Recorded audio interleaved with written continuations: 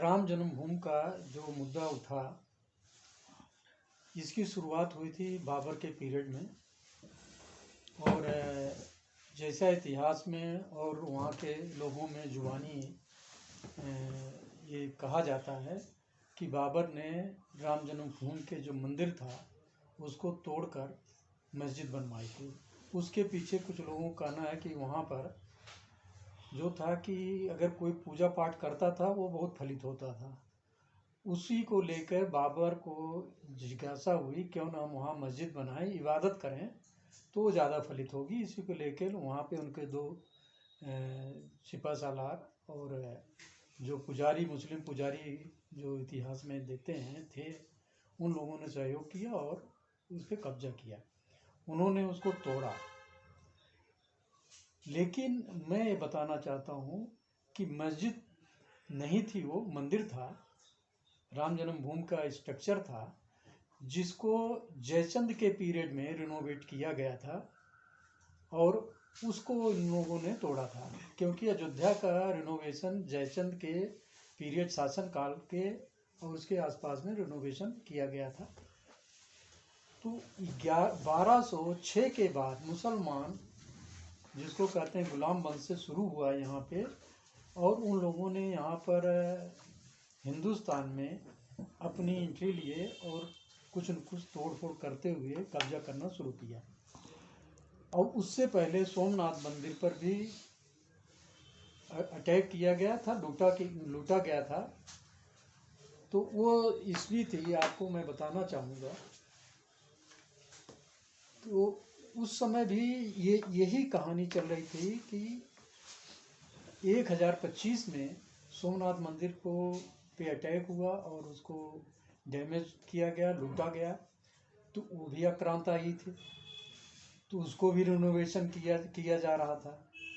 तो उस रिनोवेशन में भी अगर हम आज नीचे आएंगे तो आपको बताएंगे।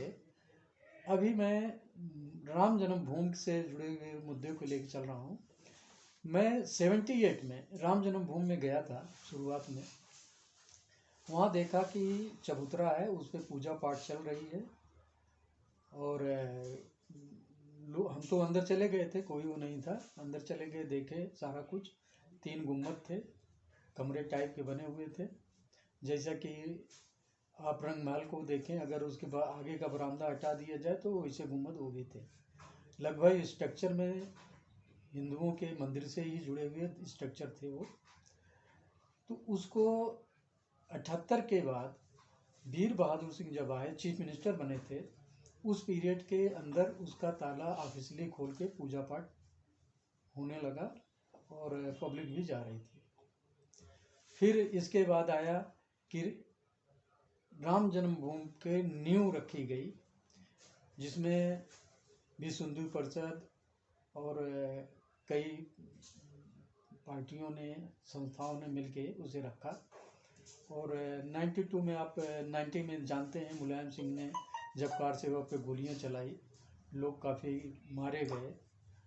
और उस समय इन लोगों का मिशन सक्सेस नहीं हुआ। लेकिन एक आक्रोश जागा पूरे हिंदुस्तान में, हिंदुओं में, कि इतना अत्याचार हिंदुओं के प्रति नहीं होना चाहिए। अब यहाँ आता है कि बाबर के बाद से उस मस्जिद, तथाकथित मस्जिद जो कहा जा रहा है, उस मंदिर में कभी रेगुलर या कोई पूजा, मतलब कोई इबादत नहीं कर पाया। क्योंकि जब भी कुछ होता था कि वहाँ के साधु संत, वहाँ के आसपास के रजवाड़े, वो लोग उसमें अवरोध पैदा करते थे और वो रेगुलर नहीं कुछ हो पाया। और वो झगड़ा चलता रहा। अंग्रेज़ों ने आके उसको रोका और उन्होंने उसमें आने जाने से बिल्कुल रोक लगा दी। किसी को भी झगड़ा, मतलब वहाँ पे एक तरीके से स्टेटस को कर दिया गया।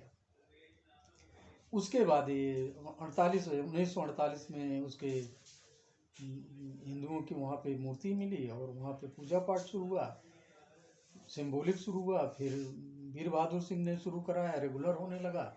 और उसके बाद ये सब आप जानते हैं, कितने दंगे फसाद, कितनी लड़ाइयाँ हिंदुस्तान के धर्म के मानने वाले, हिंदू धर्म मानने वाले सनातन वालों ने इसके लिए अपने अपने तरीके से तमाम आंदोलन चलाए।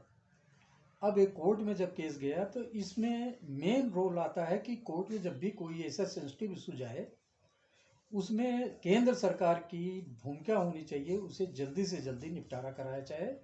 अच्छे वकील जो सरकारी वकील हैं उनको रेगुलर हियरिंग पे लगाया जाए और उनको ज़रूरी कागजात जिन जिन एजेंसियों की, जैसे पुरातत्व ने खोजा उसमें टाइम लगा, कई बार हुआ, तो सब दबते रहे, इतिहास बदलता रहा। उनकी जिम्मेदारी होती है केंद्र की। जिस समय जवाहरलाल नेहरू थे उस समय से ही इसको अगर इस पर सीरियस होकर डिसीजन लिया जाता पुरातत्व के सहारे और कोर्ट के सहारे, तो डिसीजन बहुत पहले आ सकता था, क्योंकि वहाँ सारी चीज़ें हिंदुओं के पक्ष में थी और वो मंदिर ही था, राम जन्मभूमि ही था। तो उसको हमारे उस समय के जो हमारे 1948 के बाद से प्राइम मिनिस्टर हुए, शासन किए, उन लोगों का कोई इंटरेस्ट नहीं था उसमें। मैं एक एग्जाम्पल देता हूँ कि सोमनाथ मंदिर का जब जीर्णोद्धार हो रहा था तो ये हुआ कि इसको सरकार से कराया जाए। उसमें जवाहरलाल नेहरू विरोध किए, लेकिन पटेल जी के कहने पे, पटेल जी के दबाव में उसमें इतना इन्होंने मतलब खुल के विरोध नहीं कर पाए और वहाँ पे कुछ काम किया गया और उसका जीर्णोद्धार हुआ। वो चाहते थे जैसे और धर्मों के ये जो पूजा स्थल है उनका जीर्णोद्धार होता है उसे उसको भी किया जाए।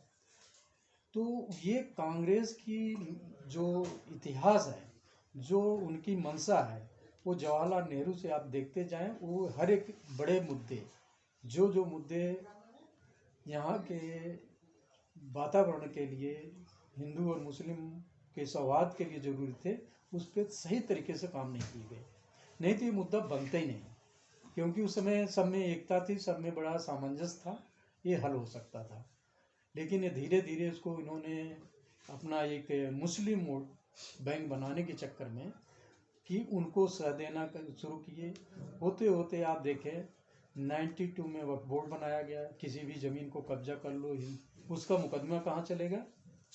वक्फ बोर्ड में चलेगा, ना हाई कोर्ट में जाएगा, ना सुप्रीम कोर्ट में जाएगा। तो इस तरीके से तुष्टीकरण जो हो रहा था ये बहुत खतरनाक था।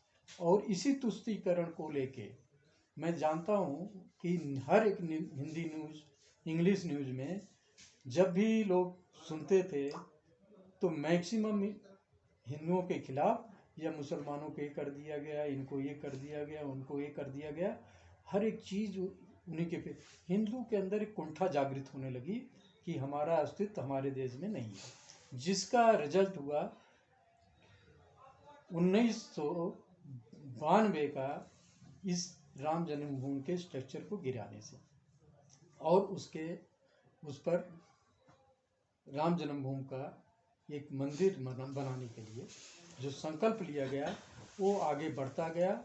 और उसी के साथ साथ मुस्लिम वोट का ध्रुवीकरण कांग्रेस के साथ हुआ, हिंदुओं के वोट का ध्रुवीकरण आपके बीजेपी जो संघ थी बीजेपी में कन्वर्ट हुई, बड़े सारे उसमें वो हुए। जो एक तरीके से संघ जो था उसने अपनी भूमिका अदा की, शिवसेना ने की, बजरंग दल ने की, बहुत सारे विश्व हिंदू परिषद ने की। तो सब एक तरीके से हिंदू जागृत होते गए और सरकार के जो तुष्टीकरण के एजेंडे से उनका प्रसारण माध्यम जो रोज चलाता था उससे भी जनता अवेयर होती चली गई।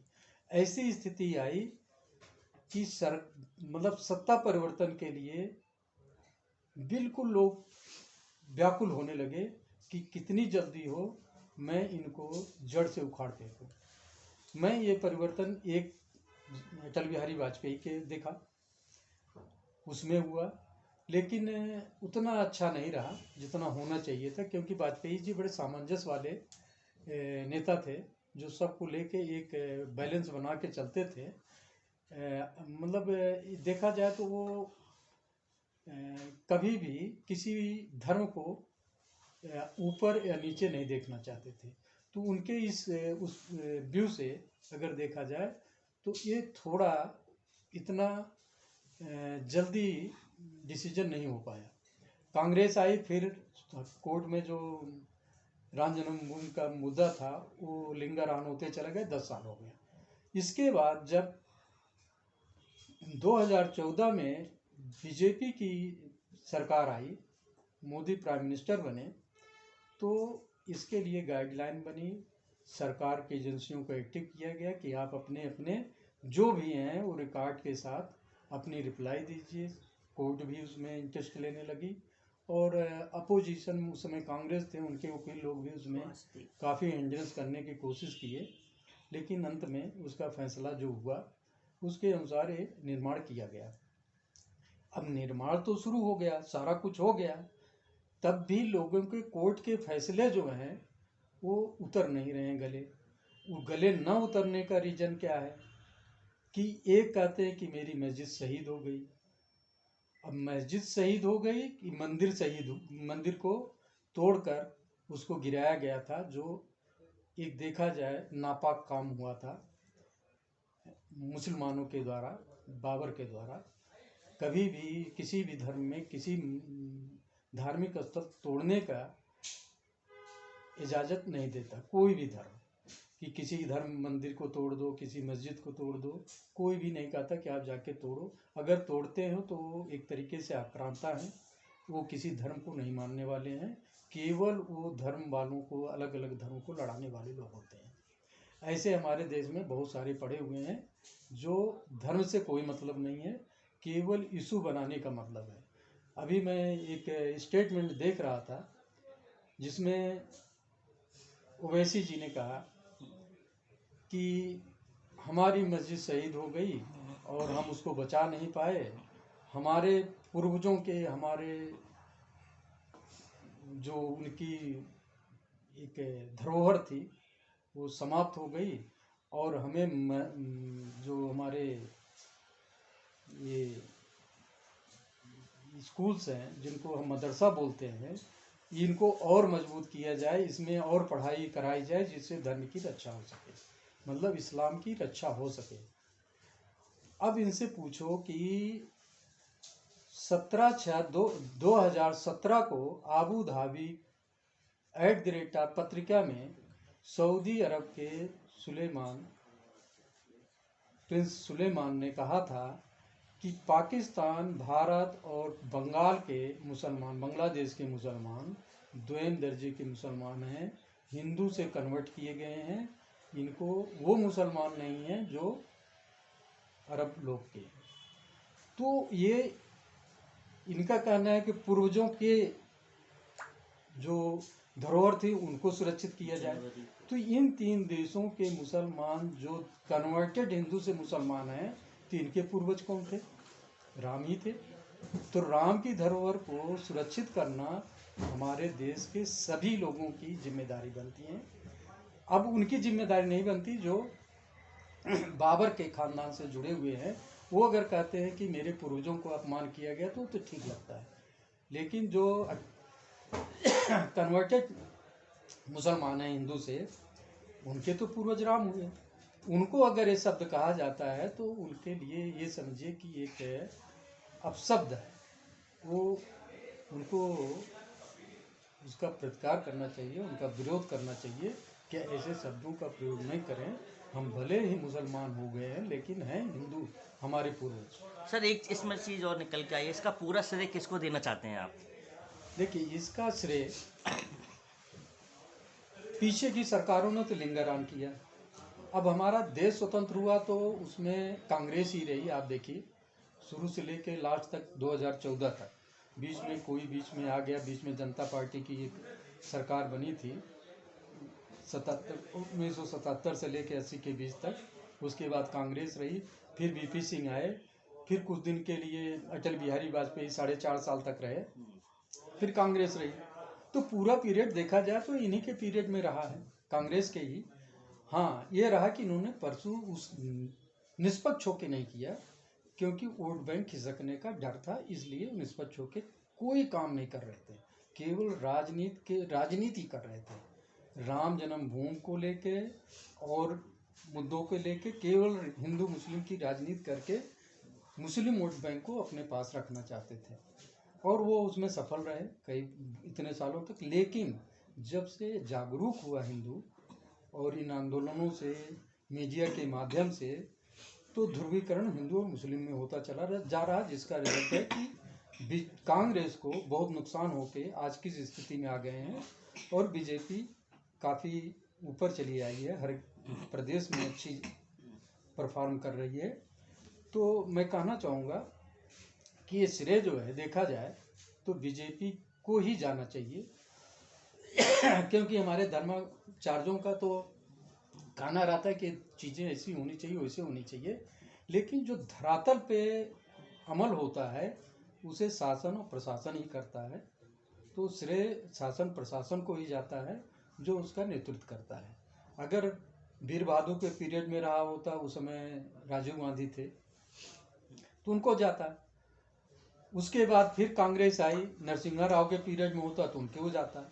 उसके बाद देखिए मनमोहन जी आए, अगर उनके पीरियड में 10 साल में ये हल हो गया होता तो उनको जाता, लेकिन इन्होंने चाहा नहीं ना, तो हल कैसे हो? शासन प्रशासन तो काम नहीं किया, इसलिए तो जो जिसके शासन में काम होता है श्रेय उसी को जाता है। ये कहने की बात है कि ये राजनीतिकरण तो 1948 से हुआ था।